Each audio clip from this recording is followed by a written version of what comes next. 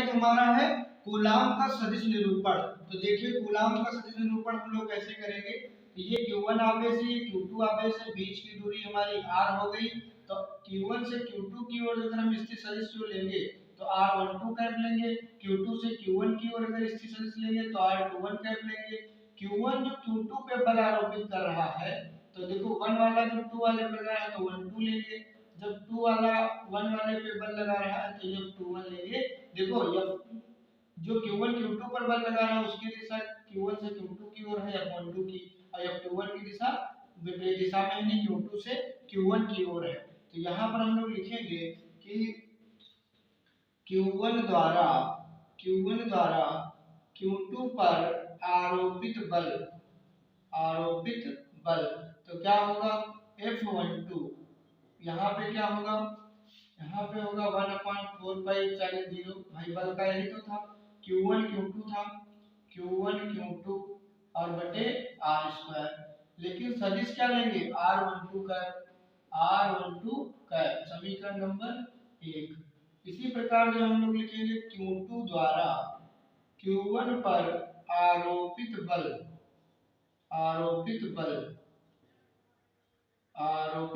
तो ये हो जाएगा F21 बराबर 1/4 पाई एप्सिलॉन 0 Q1 Q2 बटे r स्क्वायर, और यहाँ r21 कैंसिल हो जाएगा। अब देखिए इसको हम समीकरण 2 भी नहीं मानेंगे। यहाँ पर हम लोग जानते हैं कि r12 की जो दिशा है वो r21 के विपरीत है, यानी अगर हम r21 कैप को r12 कैप के बराबर लिखना चाहें, इसको इसके बराबर, तो माइनस चिन्ह लगा के जो है हम लोग लिख सकते हैं, क्योंकि दिशा जो है विपरीत है। जब दिशा विपरीत है तो हम इस r21 की जगह क्या रखेंगे r12। तो ये हो जाएगा हमारा F21 वेक्टर बराबर 1/4 पाई एप्सिलॉन 0 Q1 Q2 बटे r स्क्वायर, और यहाँ माइनस r12 का, ये हो गया समीकरण नंबर 2। अब देखेंगे कि समीकरण 1 बटे समीकरण 2, यानी समीकरण 1 से समीकरण 2 को भाग करने पर, तो ये क्या हो जाएगा F12 हो जाएगा, F12 के बराबर यहाँ बटे F21 के, यहाँ बराबर का चिन्ह लगाएंगे 1/4 पाई एप्सिलॉन 0 Q1 Q2 बटे r स्क्वायर, r12 के नीचे आएंगे 1/4 पाई एप्सिलॉन 0 Q1 Q2 बटे r स्क्वायर, r यहाँ पे क्या है माइनस का r12 के। अब देखो पूरा ये पूरा इससे कैंसिल हो जाएगा, लेकिन यहाँ बचेगा क्या एकम, यहाँ एकम, तो यहाँ बचेगा हमारे पास में F12 बटे F21 बराबर 1 बटे मतलब -1 बचेगा। ठीक, तो यहाँ तिरछे गुणा करेंगे तो क्या आएगा F12 बराबर -F21, यानी क्या आ गया कि बल तो लग रहे हैं बराबर, जितना Q1 Q2 पे बल लगा रहा है उतना Q2 Q1 पर, लेकिन दिशा विपरीत है, क्योंकि ये चिन्ह माइनस चिन्ह यहाँ दर्शाता है कि जो है बल परिमाण में समान है लेकिन दिशा विपरीत है। तो यही इसे हम लोग जो है इसे क्रिया प्रतिक्रिया का नियम भी कहते हैं। इसे क्रिया प्रतिक्रिया एक्शन रिएक्शन प्रतिक्रिया का नियम भी कहते हैं। नियम इसे अच्छा दिख नहीं रहा होगा, इसे हम लोग जो है क्या कहते हैं क्रिया प्रतिक्रिया का नियम कहते हैं। इसे क्रिया प्रतिक्रिया का नियम भी कहते हैं, इसे क्रिया प्रतिक्रिया का नियम भी कहते हैं। तो आशा करते हैं आपको समझ में आ गया होगा कूलाम का सदिश निरूपण। वैसे तो बहुत बड़ा है, हमने इसको शॉर्ट करने का प्रयास किया है, आप लोग इसको जो है नोट कर लीजिए। बढ़ते हैं आगे की तरफ।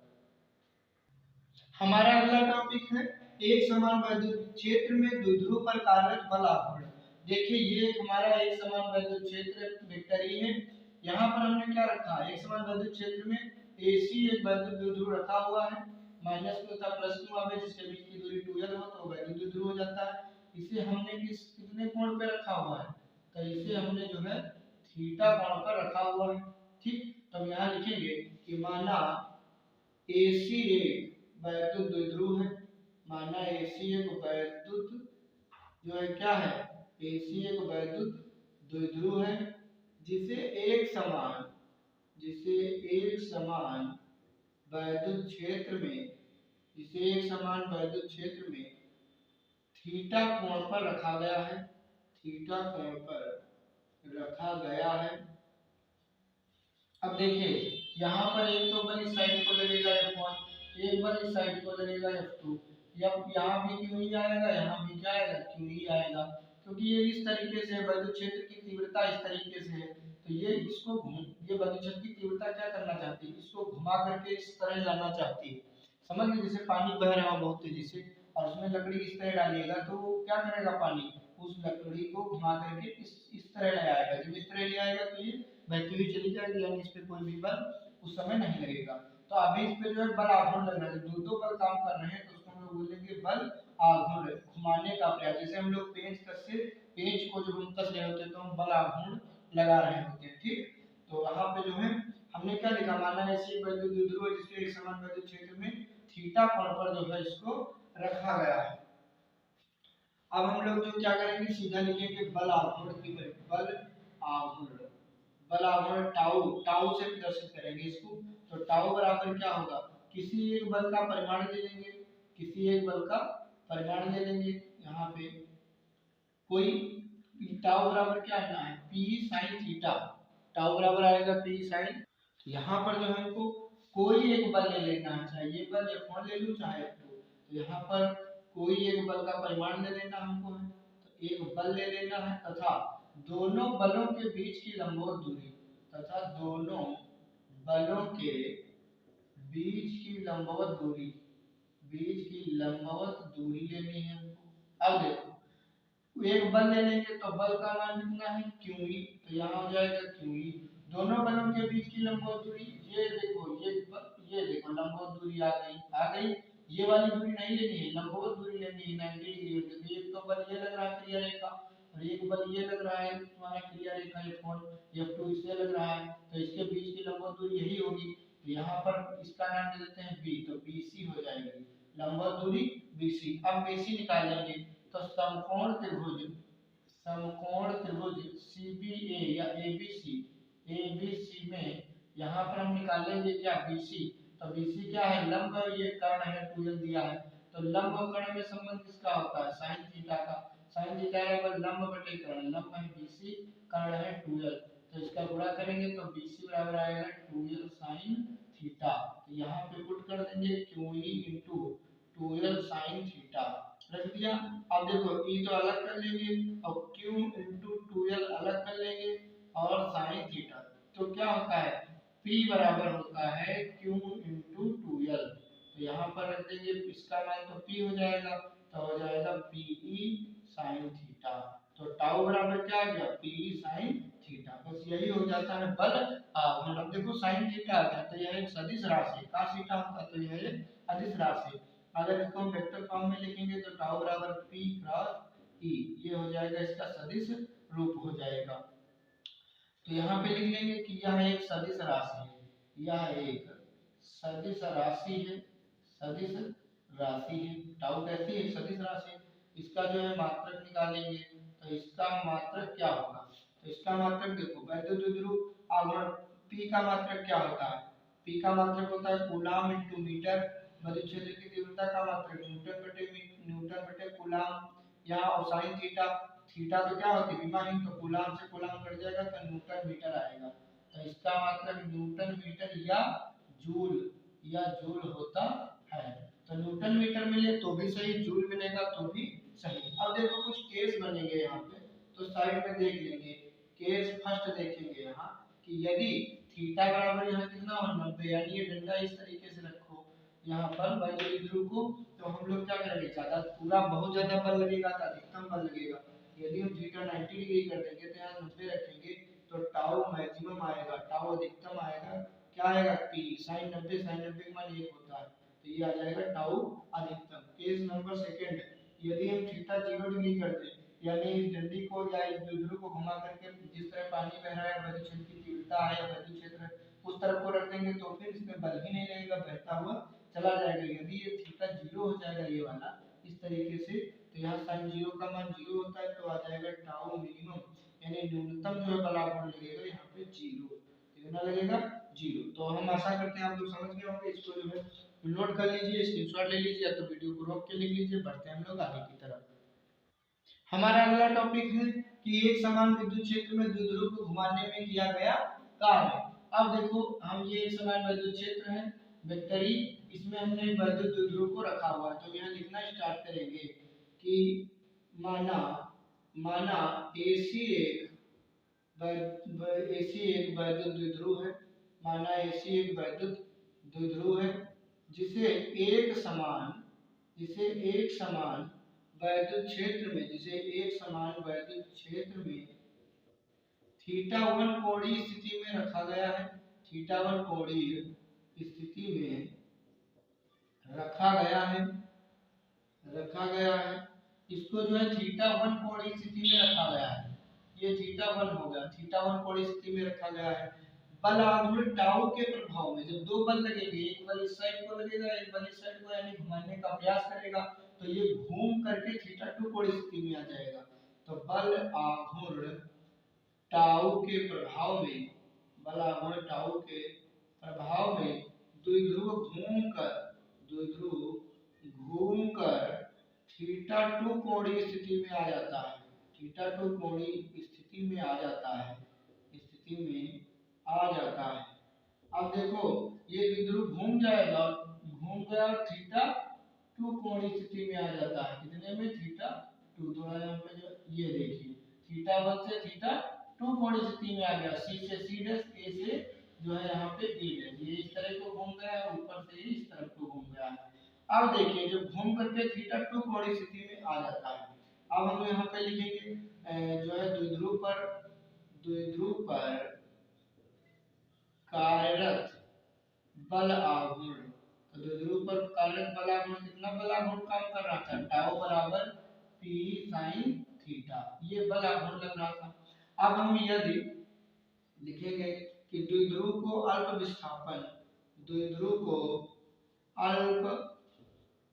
कोणीय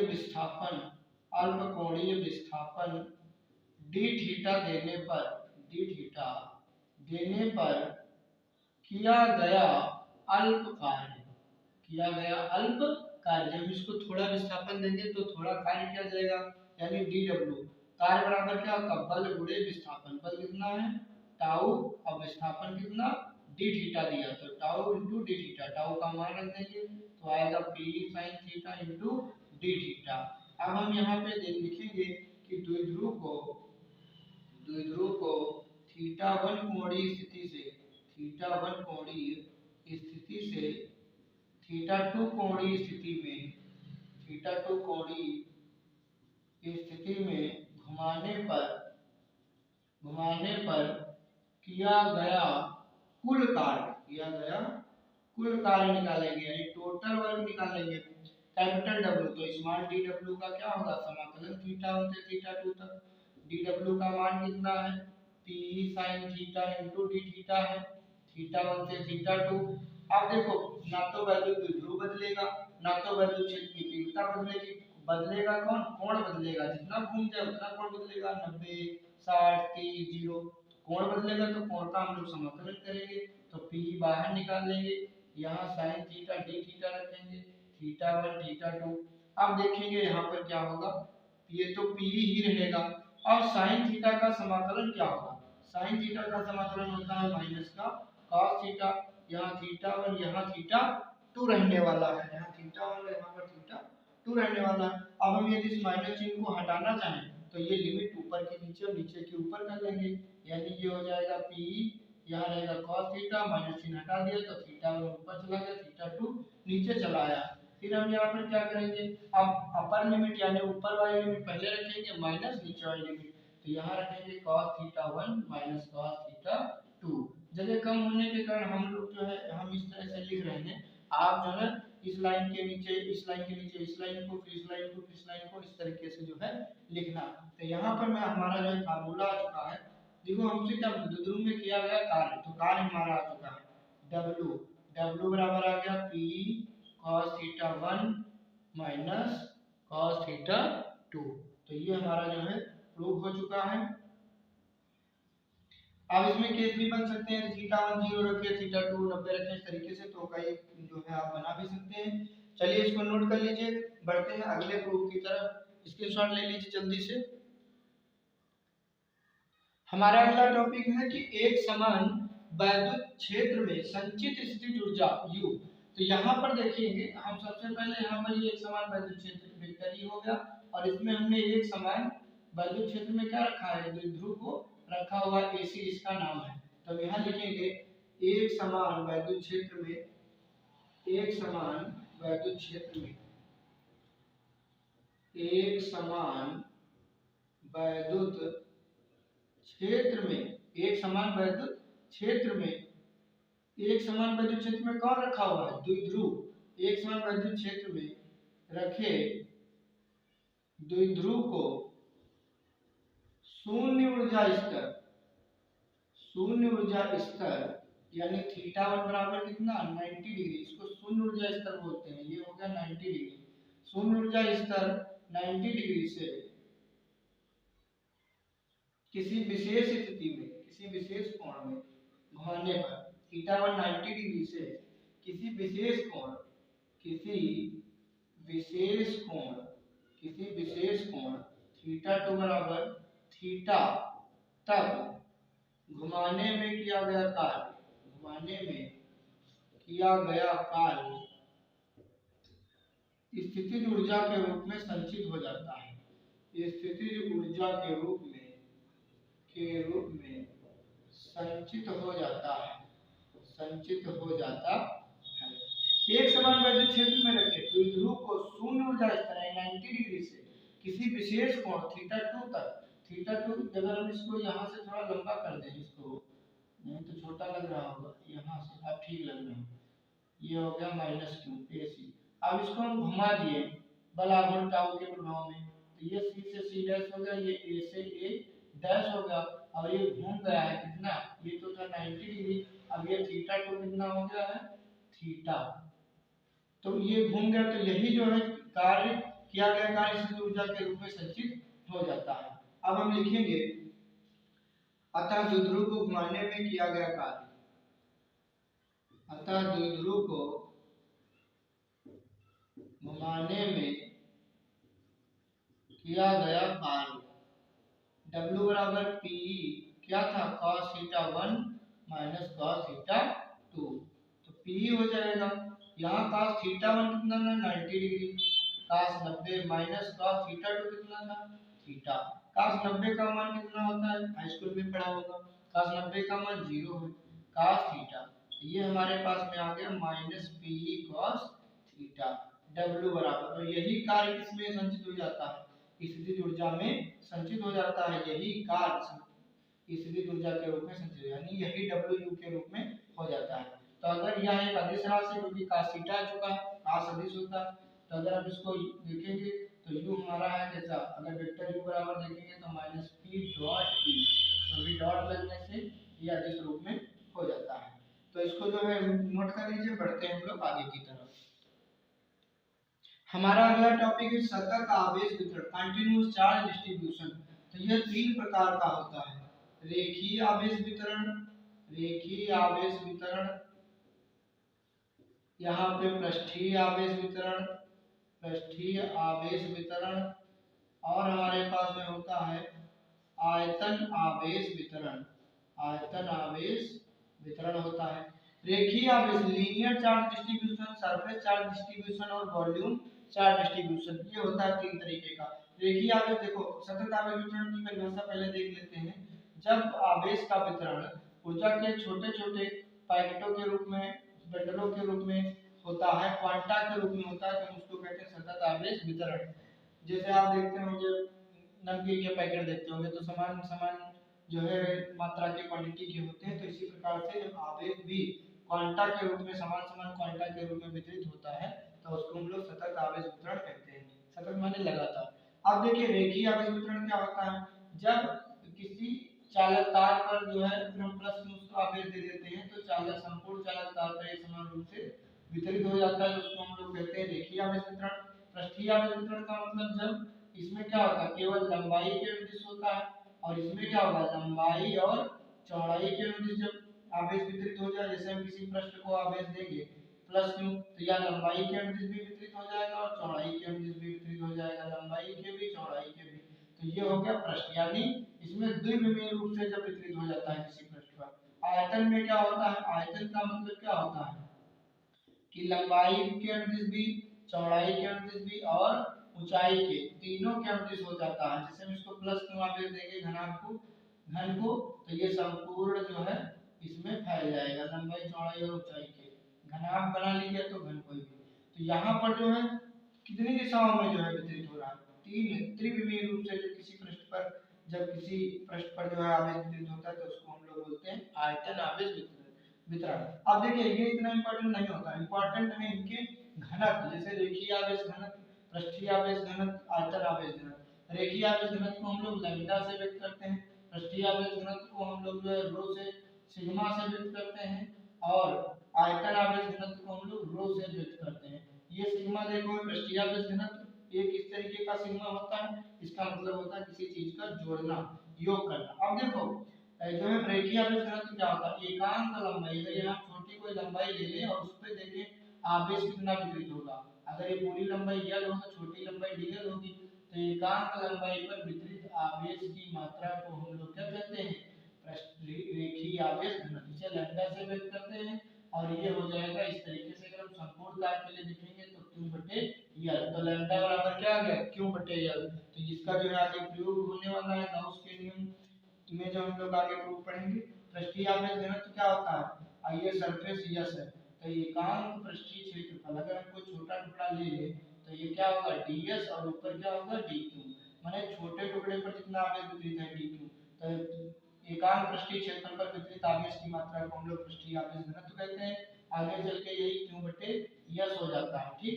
इसमें देखते हैं रो में क्या होगा, आयतन आवेश घनत्व में क्या होगा, कोई हम छोटी सी जगह ले ले, यहाँ पे छोटा सा आयतन ले ले, तो यहाँ पर क्या होगा एकांक आयतन पर वितरित आवेश की मात्रा को हम लोग आयतन आवेश घनत्व कहते हैं, और ये आगे चल के q बटे v हो जाता है।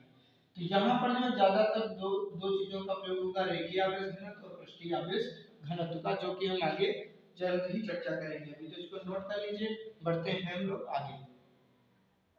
हमारा अगला टॉपिक है विद्युत फ्लक्स।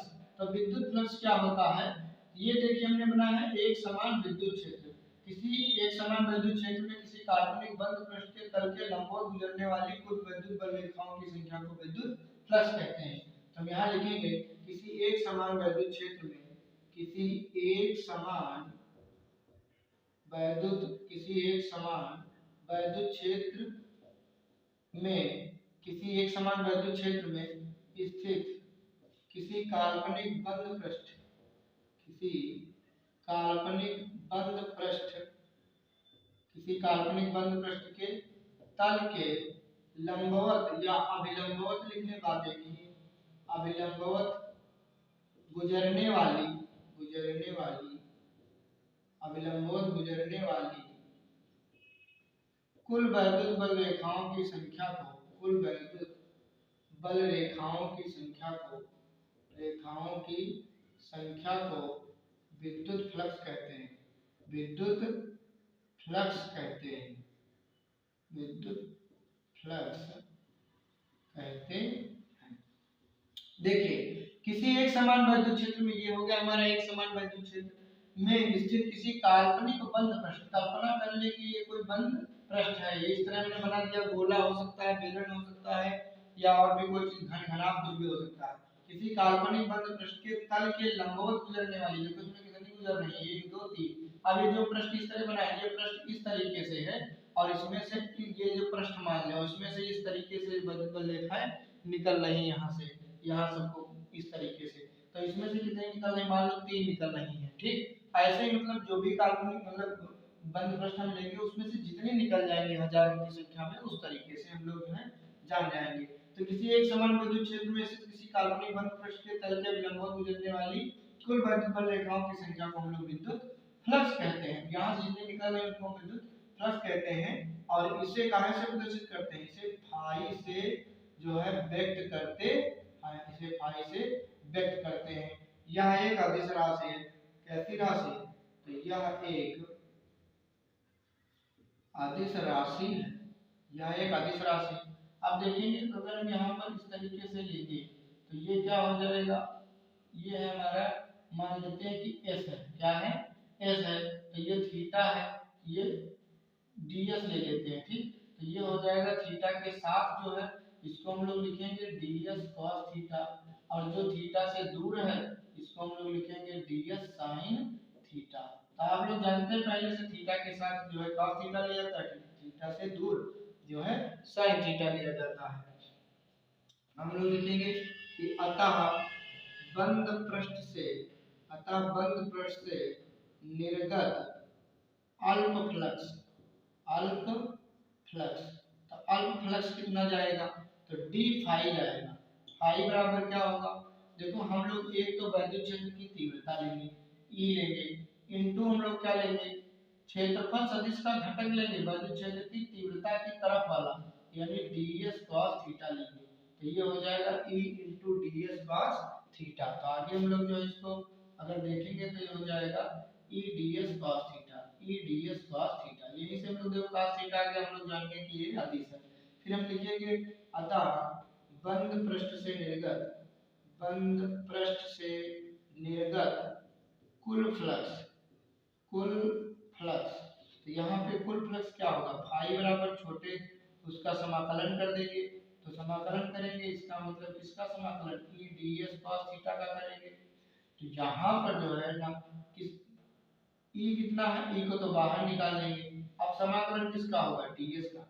पहली बात तो हम यहाँ पर जो है cos थीटा, अगर थीटा कितना मान लेंगे, 0 मान लेंगे, थीटा कितना मान लेंगे, 0। कारण जानते हो क्या है, पहली बात तो यहाँ पर जो है थीटा को हम लोग 0 मानेंगे, पहली बात तो यहीं पर सुधार कर लेंगे कि थीटा जो है 0 मान लेंगे, क्यों, क्योंकि जिधर की तरफ जो है ds की दिशा है उधर की तरफ ही वैद्युत क्षेत्र की तीव्रता की दिशा है, तो वैद्युत क्षेत्र की तीव्रता तथा क्षेत्रफल सदिश का जो घटक है उसकी दिशा सेम होने के कारण थीटा हम लोग कितना ले लेंगे, 0। तो यहाँ पर डी फाई बराबर क्या आ जाएगा, e ds, क्योंकि cos 0 का मान तो 1 होता है, तो यहाँ पर अब हम लोग जो है डी फाई का मान रखेंगे e ds, तो e ds, अब e तो बदलेगा नहीं वैद्युत क्षेत्र की तीव्रता, तो e बाहर कर लेंगे, ds का करेंगे समाकलन, तो ये हो जाएगा e into s, तो फाई बराबर कितना आ चुका है, e into s। अब s का मतलब क्षेत्रफल, जैसे यहाँ बेलन होगा तो बेलन का क्षेत्रफल लेंगे, ले लेंगे 2 पाई आर एच, शंकु को होगा तो शंकु का पृष्ठीय क्षेत्रफल जो भी होगा 2 पाई आर एच वो ले लेंगे, यहाँ पे गोला होगा तो उसका 4 पाई आर स्क्वायर ले लेंगे, जो भी होगा गोला होगा 2 पाई आर स्क्वायर ले लेंगे। तो यहाँ पर क्षेत्रफल का मतलब है जो आएगा। अब देखो इसका हम लोग मात्रक देखते हैं, तो इसका जो है हम लोग मात्रक देखेंगे, तो वैद्युत क्षेत्र की तीव्रता का मात्रक क्या होता है, न्यूटन बटे कूलम, क्षेत्रफल का क्या होगा, मीटर स्क्वायर, तो होगा न्यूटन मीटर स्क्वायर बटे कूलम। इसकी बात हम कर लेंगे विमीय सूत्र की, तो विमीय सूत्र जो है हम लोग निकालेंगे, तो कैसे निकालेंगे, देखो न्यूटन तो बल का होता है, तो m n t की घात -2 हो गया, मीटर स्क्वायर L2 हो गया, नीचे कूलम आवेश का AT हो गया। अब मिला के सबको एक में लिख देंगे तो हमारा आ जाएगा m1 L की घात 3 हो जाएगा, 2 और 1 3, t की घात ऊपर जाएगा तो -3, a की घात भी -1, तो ये हो गया इसका विमीय सूत्र। आशा करते हैं ये चीजें आपके समझ में आ रही होंगी। बढ़ते हैं हम लोग जो है इसके आगे की तरफ, साथ में एक फार्मूला और अभी सीख लेंगे कि अगर, चलो अभी आगे जो हम डिस्कस करेंगे इतने में आएगा है नहीं, इसको नोट कर लीजिए। देखेंगे अभी हम लोग जो है अगर प्लस क्यू आवेश होता, तो प्लस क्यू आवेश होता तो वैद्युत बल रेखा किधर की तरफ निकलती, बाहर की ओर निकलती, तो इसको हम लोग कहते हैं निर्गत फ्लक्स। क्या कहते हैं, निर्गत फ्लक्स, यानी फाई और ओ माने आउटपुट, बाहर निकल रही, माइनस क्यों होता तो वैद्युत बल रेखा अंदर की तरफ आती भाई, तो ये हो जाता तुम्हारा निवेशी फ्लक्स। क्या हो जाता है, निवेशी फ्लक्स, क्योंकि इस पे भी एक न्यूमेरिकल आएगा फाई आई, फाई इनपुट, इनपुट में निवेशी, तो यहाँ पर हम जब लोग लिखेंगे कि कुल फ्लक्स, यहाँ पर जब कुल फ्लक्स निकालेंगे क्यों टोटल, तो क्या आएगा, फाई देखो कितनी निवेश की गई कितनी निर्गत हुई, तो निर्गत फ्लक्स माइनस निवेशी फ्लक्स, ये फार्मूला जो है आपको याद होना चाहिए, इस पर जो आधारित न्यूमेरिकल आएगा। असल में अभी हम थ्योरी की क्लास कर रहे हैं, थ्योरी की क्लास के बाद में जो दूसरा वीडियो बनाएंगे उस दूसरे वीडियो में हम लोग जो है सारे न्यूमेरिकल लाइन टू लाइन जो है करेंगे। पार्ट फर्स्ट में वीडियो में हम पूरी थ्योरी जो है कवर कराएंगे, इसके बाद पार्ट सेकंड में पूरे न्यूमेरिकल कराएंगे। तो आप जो है हमारे यूट्यूब चैनल पे बने रहें और अच्छे से सीखते रहें। चलिए इसको नोट करिए, बढ़ते हैं आगे की तरफ। अगला टॉपिक हमारा है गाउस का नियम। तो गाउस का नियम क्या होता है यहाँ पर? तो गाउस का नियम ये होता है कि किसी बंद पृष्ठ से गुजरने वाला कुल फ्लक्स, ये बंद पृष्ठ है, इसमें जो है आवेश है -q + 5q -6q + 8q, इस तरीके से तमाम आवेश हो सकते हैं। तो हम यहाँ पर लिखेंगे गाउस का नियम। गाउस का नियम क्या होता है? किसी एक समान विद्युत क्षेत्र में किसी विद्युत फ्लक्स से गुजरने वाला किसी काल्पनिक बंद पृष्ठ से गुजरने वाला कुल फ्लक्स। तो इस नियम के अनुसार यहाँ लिखेंगे, इस नियम के अनुसार, इस नियम के अनुसार, इस नियम के अनुसार किसी बंद पृष्ठ से, इस नियम के अनुसार किसी बंद पृष्ठ से निर्गत, किसी बंद पृष्ठ से निर्गत कुल फ्लक्स, किसी बंद पृष्ठ से निर्गत कुल फ्लक्स जो है, ठीक इस नियम के अनुसार किसी बंद पृष्ठ से निर्गत कुल फ्लक्स, जितना कुल फ्लक्स निकल रहा है, कुल फ्लक्स किसके बराबर होता है? उस काल्पनिक, जो ये काल्पनिक बंद पृष्ठ हम लोग लिख रहे हैं, उस बंद पृष्ठ में उपस्थित, उस बंद पृष्ठ में उपस्थित आवेशों के बीजगणितीय योग, बीजगणितीय योग, आवेशों के बीजगणितीय योग तथा निर्वात की विद्युतशीलता, तथा निर्वात की विद्युतशीलता के अनुपात को, शीलता के अनुपात को, अनुपात के, विद्युतशीलता के अनुपात के क्या होता है? तुल्य होता है। तुल्य होता है मतलब बराबर होता है। तो गाउस का नियम समझिएगा। इस नियम के अनुसार किसी बंद पृष्ठ से निर्गत कुल फ्लक्स, यहाँ पे जो फाई है किसके बराबर होगा? उस बंद पृष्ठ में उपस्थित आवेशों के बीजगणितीय योग यानी सिग्मा क्यू तथा निर्वात की विद्युतशीलता एप्सिलॉन नॉट के अनुपात के बराबर होती है। यही जो है गाउस का नियम कहलाता है। जैसे हमें जोड़ना होता सिग्मा क्यू, तो देखिए -q + 5q + 8q -6q, तो 8 5 14, 14 और 6 7, 14 में से 7 जाते हैं तो 7q जो है काहे का आता? प्लस का लिया जाता है यहाँ पर। ठीक, अब हम जो है इसको गाउस के नियम को नोट कर लीजिए, बढ़ते हैं। इसके आगे जो हम लोग बढ़ेंगे वहीं पे थोड़ा हम इसके कथन भी देख लेते हैं। गाउस के नियम का जो है प्रथम कथन, द्वितीय कथन और तृतीय कथन, तीन जो कथन है गाउस के नियम का, जो है प्रथम कथन और द्वितीय कथन और तृतीय कथन जो है यहाँ पर देख लेते हैं। तो ये जो है फाई बराबर सिग्मा क्यू बटे एप्सिलॉन नॉट, यही गाउस के नियम का जो है प्रथम कथन है। द्वितीय कथन इसका क्या है? तो फाई बराबर, यहाँ देखो सिग्मा क्यू दिया हुआ है, इसमें 4 पाई से यहाँ एप्सिलॉन नॉट दिया है, अगर यहाँ 4 पाई से नीचे गुणा कर दे, 4 पाई से ऊपर गुणा कर दे तो नीचे बन गया 1/4 पाई एप्सिलॉन 0 और यहाँ बन गया 4 पाई सिग्मा क्यू बन गया। तो इसको अगर हम k मान लें तो ये आ जाएगा 4 पाई k और सिग्मा क्यू। ये कथन द्वितीय कथन हो गया। गाउस के नियम का तृतीय कथन क्या होगा? तो गाउस के नियम का तृतीय कथन ये होगा, देखो एक तो फाई बराबर हम लोगों ने पढ़ा है अभी समाकलन E डॉट ds पढ़ा है संपूर्ण के लिए, एक तो फाई बराबर सिग्मा क्यू बटे एप्सिलॉन नॉट पढ़ा। तो अगर हम इन दोनों को बराबर करेंगे तो हमारा जो इस तरीके से आ जाएगा E डॉट ds और बराबर यहाँ पर सिग्मा क्यू बटे एप्सिलॉन नॉट। तो ये गाउस के नियम का तृतीय कथन हो जाता है। तो इसको जो है विद्यार्थी नोट करेंगे। बढ़ते हैं प्रूफ की तरफ।